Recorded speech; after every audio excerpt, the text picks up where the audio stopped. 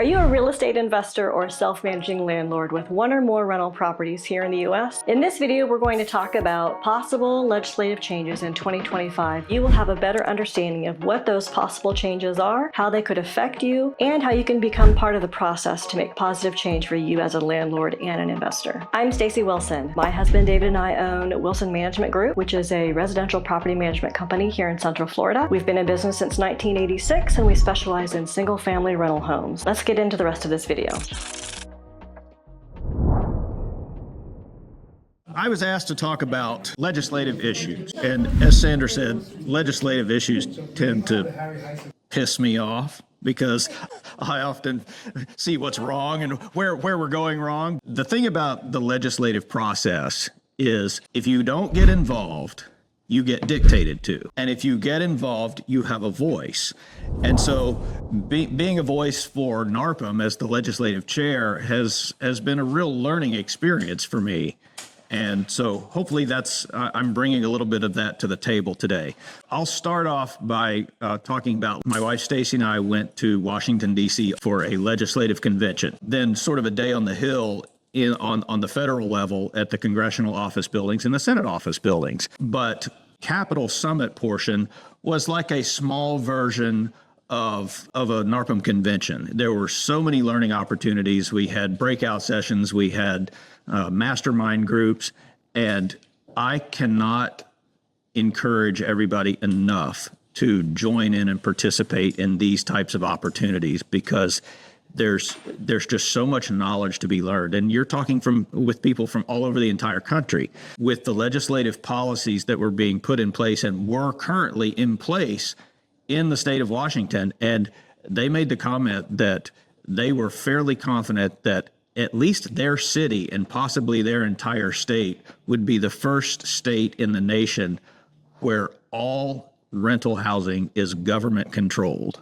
That was astonishing to me to hear that, and worrisome too. So to avoid things like that, involvement and advocacy is imperative. I wanted to talk about a number of the legislative agendas, and everybody should have gotten one of these handouts. Was kindly provided to us by Tyler Craddock, our lobbyist for NARPM. So I wanted to just go through what we discussed during our Capitol Summit and during our meetings with the various legislative aides up on the Hill. And if you have any questions, I'm happy to stop between each of these issues and take questions. But the first one I wanted to talk about is the CARES Act notice to vacate. I'm sure everybody remembers COVID. It's not that long ago, 4 years ago. And when COVID happened, Congress passed the CARES Act, which was the Corona Aid Relief and Economic Security Act. And part of that established a 120-day moratorium on evictions and late fees due to non-payment of rent. And that specifically applied to any housing that had a federally backed loan, like Section 8 properties financed by Fannie Mae and Freddie Mac, et cetera. Well, every provision of the CARES Act expired except for the 30-day notice to vacate. And the 30-day notice to vacate, in layman's terms, instead of serving a 3-day notice to somebody when they haven't paid rent, under the CARES Act, you had to provide them with a 30-day notice before you could take any sort of enforcement action on the terms of the lease, whether, filing eviction or whatever. Everything else sunsetted except for that 30-day notice to vacate. And there are arguments on both sides of the equation saying it was an inadvertent oversight. And then there are some that say it was written that way intentionally. I don't know what the story is, but I know it's still in place. The way we have approached this issue is, what does NARPM want for its constituents? What NARPM wants will benefit all of us. And so that's the way we approached our meetings with the various legislators. But NARPM wants to end the 30-day act notice to vacate requirement.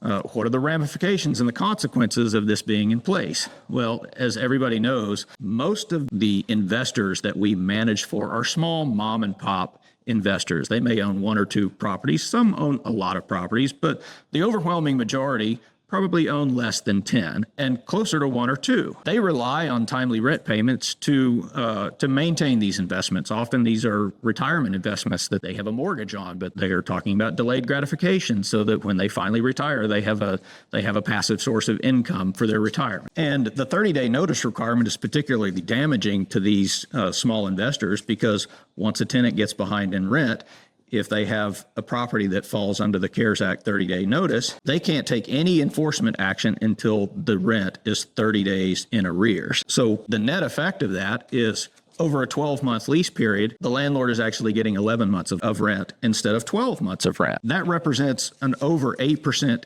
decrease in the annual revenue that property is generating. And so, that's substantial when you're talking about a small investor who may only own 1 or 2 properties. Meanwhile, their mortgage still has to be paid. Repairs have to be done. Insurance and taxes have to be paid. None of the owner's cost of ownership changes, but the income that they depend on is reduced. So the legislative action that is trying to address this is the Respect State Housing Laws Act that was introduced by Congressman Barry Loudermilk from Georgia in the 118th Congress, which was the 23 to 24 congressional session. It would have ended the 30-day notice requirement, and it would have reverted the notice requirement back to the state level, whatever state you happen to be in. Here in Florida, it's a 3-day notice. That bill to end the 30-day CARES Act was tied to an appropriations bill in the hopes of, attaching it to a larger package that would ultimately get passed. And unfortunately, despite some bipartisan support, it never reached a final vote, so it's still in place. I have just heard from Tyler in the last few days that Barry Loudermilk has once again introduced this bill in the 119th Congress, that started this year. And so it has bipartisan support. They are very much hopeful that it will pass.